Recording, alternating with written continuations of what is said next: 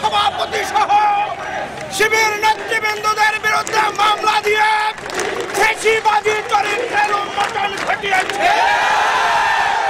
বলতে চাই, আপনারা দেশের মানুষের স্বার্থ রক্ষার জন্য, জনগণের স্বার্থ রক্ষার জন্য এগিয়ে আসুন। বাংলাদেশের মানুষ আপনাদেরকে বয়কট করবে। ফ্যাসিবাদী চরিত্র থেকে ফিরে আসুন, নতুবা ছাত্র সমাজ আপনাদেরকে রুখে দাঁড়াবে। ছাত্র ভাইদেরকে আগামী দিনের সংগ্রামে ঐক্যবদ্ধ লড়াই করার জন্য আহ্বান জানিয়ে আমি আমার কথা শেষ করছি।